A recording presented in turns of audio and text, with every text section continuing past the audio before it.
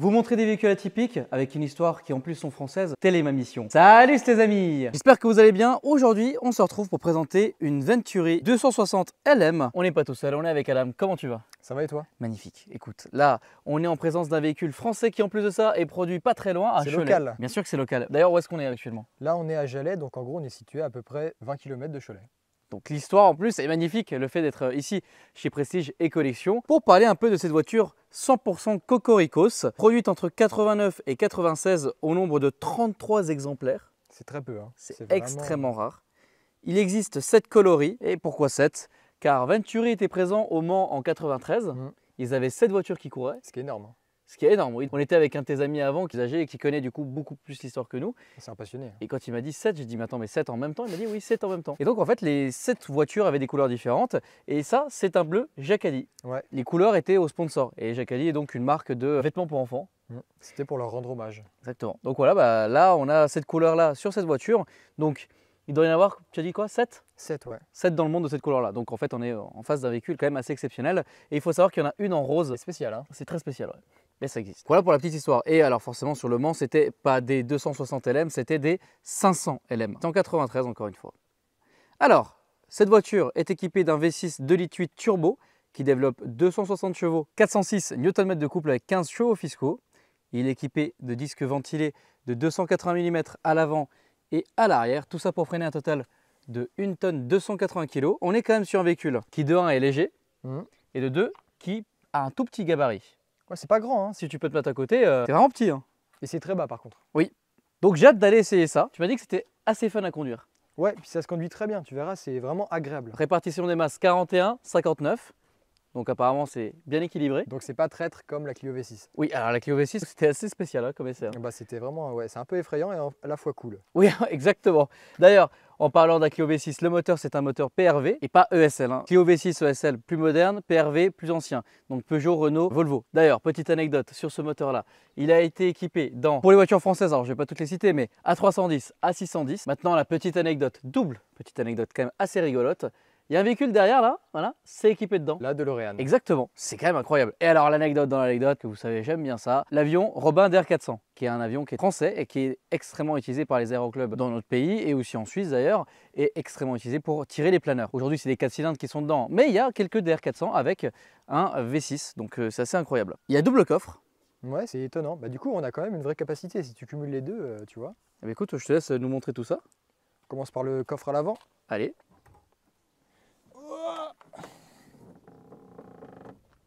Ah ouais. Et donc tu vois, si on soulève ce truc-là, et bah, tu as la batterie qui est juste en dessous, ici. Ah d'accord. Tu vois?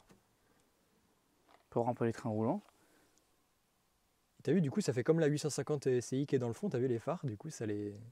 Avec des phares pop-up. C'est marrant. Hein, ouais. C'est bien.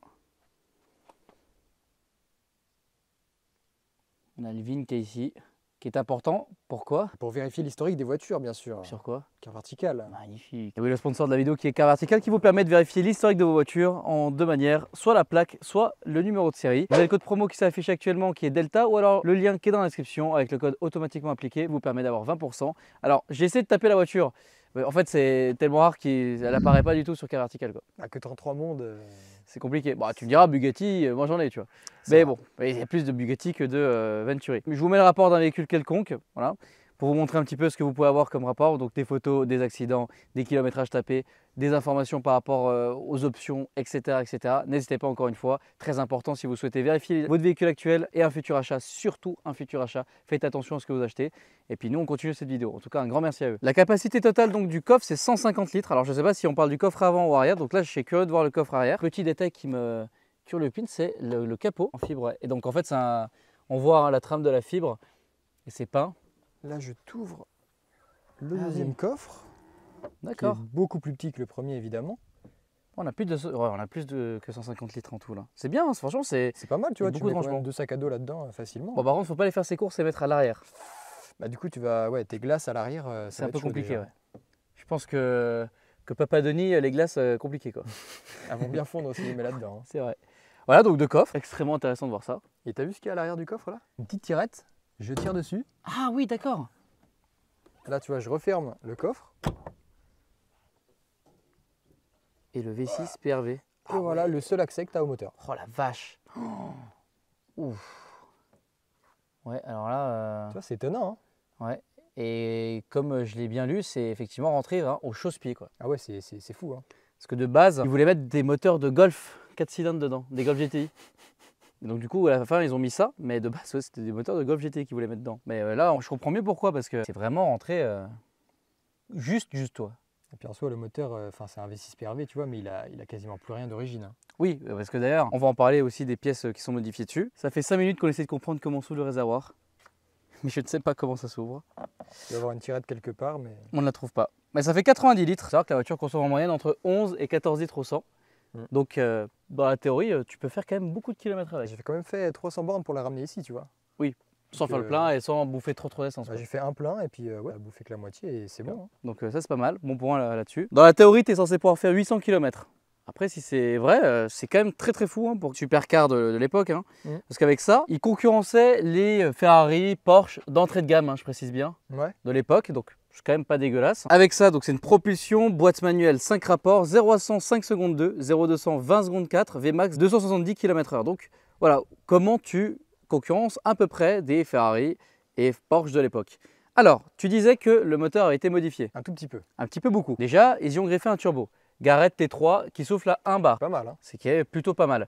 Ensuite, le modèle 200, donc là c'est la 260M. Le modèle 200, c'est un 0,8 bar. Bon, petite info comme ça. Les pièces qui ont été modifiées dessus, donc piston, culasse, arbre à cam, soupape, refroidi au sodium. Alors ça, j'aimerais bien savoir, j'ai pas Claudius qui est avec moi, mais alors j'aimerais bien savoir à quoi ça sert. Enfin voilà, n'hésitez pas dans les commentaires, ou même toi Claudio, de nous dire, ou Alix, de nous faire part de vos précisions sur ce mode de refroidissement. Je ne savais pas, je ne connaissais pas. Alors je connais le refroidissement au méthanol pour les grosses prépas.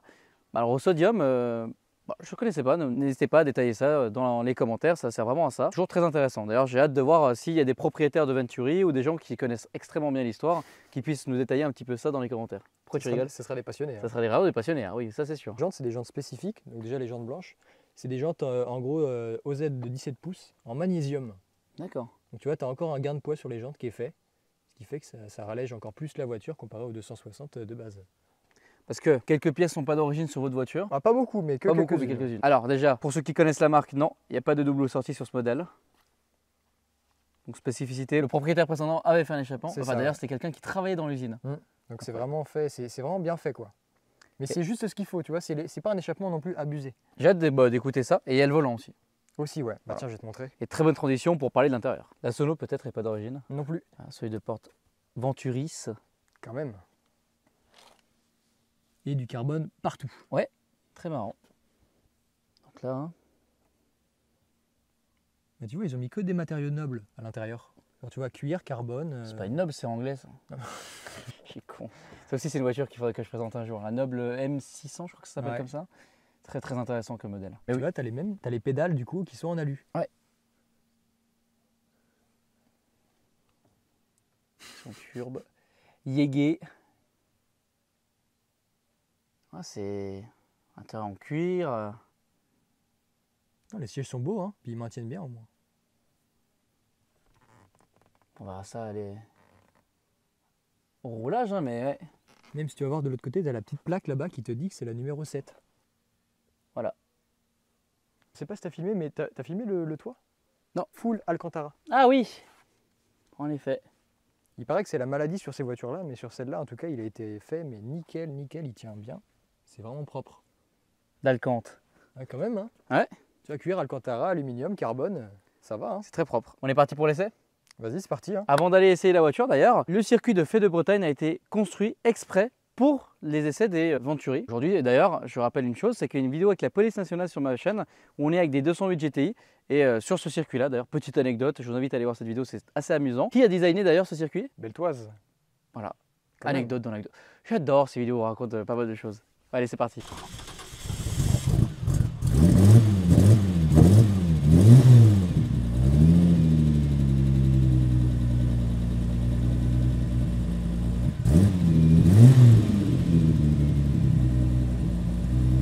Ah oui, c'est une boîte très courte. Oui, très très court. Bah, tu verras, des fois tu peux te tromper entre la 1 et la 3. Bah, justement, je pense que c'est pas l'inverse. C'est que tu veux mettre la 3 et que tu mets la 1. Ouh, déjà, ça passe assez smooth, ça va. Ah la vache, on est ultra bas. Hein. Ouais, mais c'est hyper agréable. Ouais, mais en fait, c'est assez perturbant parce que généralement, quand je conduis une voiture qui est basse, c'est large. Oui, C'est une ouais, voiture qui a un d'accord. long capot, c'est large. Enfin, Supercar. Hein. une supercar, ouais, voilà, on peut une 812 avec un long capot, une Aventador où t'es bas et extrêmement large. Enfin, mais c'est rare que je sois dans une voiture basse et mais extrêmement petite. Tu vois là, je suis dans un petit gabarit. Déjà, ça me plaît beaucoup. C'est agréable. Oui, il y a très peu de voitures. Ah, si, Alpine A110, moderne, qui peut avoir éventuellement ce côté-là. La boîte de vitesse, elle est extrêmement agréable. Hein. Je pensais pas, c'est pas très race, tu vois. Ouais, ouais. C'est assez. Tu sens que c'est pas une voiture voilà, de tous les jours, mais ça va. Faut être légèrement délicat, mais pas trop non plus pour que Oui, ça passe bien. mais tu peux conduire de manière délicate. Là, on vient de partir. La voiture est froide, donc je roule plutôt tranquille. Et tu vois, ça grippe pas, ça passe tranquille. Non, non, ça va. Hein. Et tu vois, là c'est très agréable. Là, tu as juste la petite route. Très content là. Très agréable. On est bien maintenu. Alors c'est marrant parce que là, j'ai vraiment le maintien des épaules. C'est assez rigolo. V6 PRV, de ce que j'ai lu un petit peu en me renseignant avant de faire la vidéo, c'est considéré comme vraiment l'un des meilleurs moteurs français. Ah ouais? Ouais, c'est vraiment, par beaucoup de passionnés, ouais, l'un des meilleurs moteurs français. Donc, Bah après, il a été utilisé dans pas mal de voitures, comme on l'a vu. Hein. aussi, effectivement, autant dans des grosses berlines pour faire de la route que de la sportive comme ici. Bon, alors, même si ça a été vachement modifié, hein, mais c'est un moteur très apprécié des Français.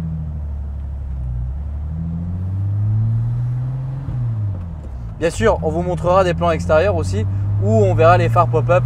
Ça, c'est quand même vachement stylé, quoi. Je suis bien assis. T'es bien maintenu. Il y a une bonne visibilité, je suis bien maintenu. Ce que j'ai lu, ce qui est un peu compliqué, c'est pour les pièces par contre. Ouais. Et que pour l'entretien de la voiture, c'est un peu compliqué parce que on l'a vu, hein, l'accès au véhicule est assez complexe. Et puis qu'il faut trouver les spécialistes qui veulent bien s'occuper de cette voiture, quoi. Donc là, je suis en 5ème, on est à 90, 2100 tours minute. Ça va. Voilà, pas trop de bruit, franchement, on est bien. Bah, le son, t'as vu, on l'entend un peu, mais ça va. Ouais, c'est pas non désagréable. plus- C'est pas exagéré. C'est pas tape-cul. Ah non, On est non. assez bien assis quand même. Voilà, franchement, je suis. En fait, tu me fais conduire que des voitures qui me surprennent de manière agréable. Tu vas toutes les acheter après. Bah, oui, c'est vrai. Non, écoute, très agréablement surpris là. Mais bon, écoutez, nous on n'est pas là pour ça.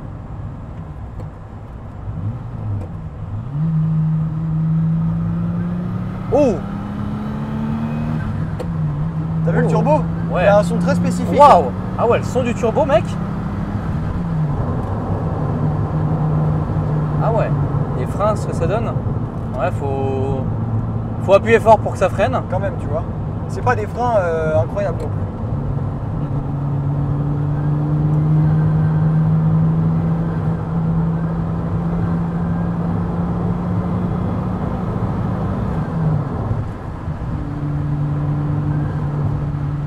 Ouais. C'est Par contre, pas t'as vu, mal. on sent que c'est stable quand même. Hein. On sent que c'est stable, ouais. On sent, ouais, Comparé on sent à la que c'est- Clio, on Ouais, sent comparé que... à la Clio, ça n'a rien à voir. Hein. Le son du turbo est très marrant par contre. T'as vu, il est spécifique. Hein. Ouais. Et la boîte de vitesse, tiens, j'aime bien le petit bruit métallique. Comme à l'ancienne. Putain, mec, ce bruit.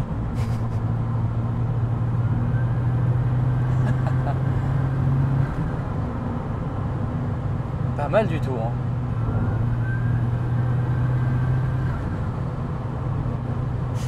Ah ouais, c'est trop marrant ce son du turbo là. Et je l'entends vraiment juste derrière moi, quoi. Ouais. Ça, c'est génial par contre.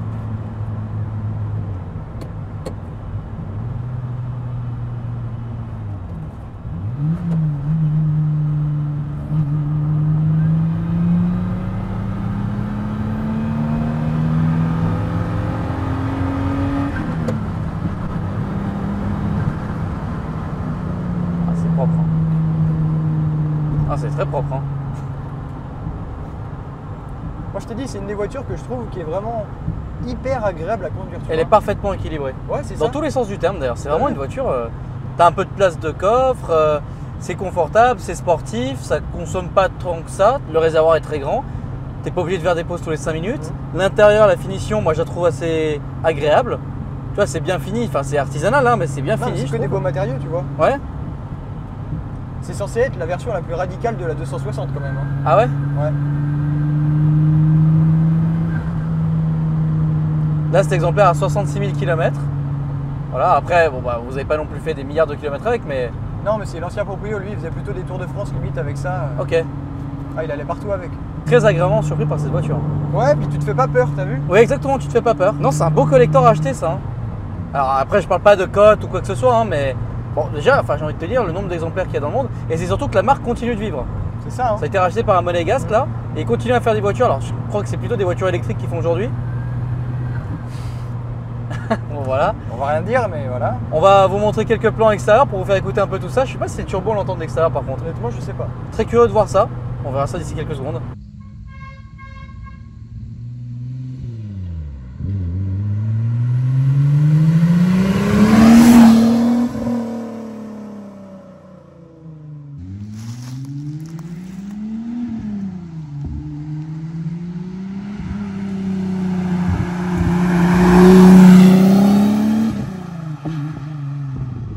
Bon, et puis voilà ce que ça donne aussi avec les phares levés. Très très joli, j'aime beaucoup. Sherry, Sherry Lady. Nananana. Non, t'as jamais vu là? Ok, d'accord. Pas assez vieux. Je rigole, je rigole. Alors que c'est un truc sur les réseaux. Ça m'a fait vraiment plaisir de faire ce test avec toi. Bah, j'espère que ça t'a plu quand même. Ça m'a extrêmement plu. C'est une voiture qui m'a beaucoup surpris. Quand je me suis dit, on va faire l'essai, je me suis dit, je sais que ça va être comme ça. Je m'attendais que ça soit à peu près comme ça, ouais. Ah ouais? Genre petit gabarit, très agréable à conduire. Je m'attendais pas à ce que ça soit aussi confortable, tu vois. Très bonne caisse. Et puis, écoutez, j'espère que vous avez vraiment kiffé la vidéo. N'hésitez pas, Prestige Collection, donc encore une fois, vous êtes un musée où vous pouvez venir visiter toute la collection et essayer les voitures, dont celle-ci d'ailleurs. Elle est essayable, hein, bien sûr. Donc ça, c'est quand même plutôt stylé. Un grand merci aussi à Car Vertical, encore une fois, moins 20% avec le code DELTA. Et puis, c'est pour vérifier l'historique de vos voitures. Un grand merci à vous aussi. N'hésitez pas à commenter la vidéo, à nous dire ce que vous en avez pensé, à la liker si elle vous a plu et à vous abonner pour être au courant des prochaines vidéos. Et nous, on vous dit à la prochaine pour de nouvelles aventures. Bien sûr. Salut!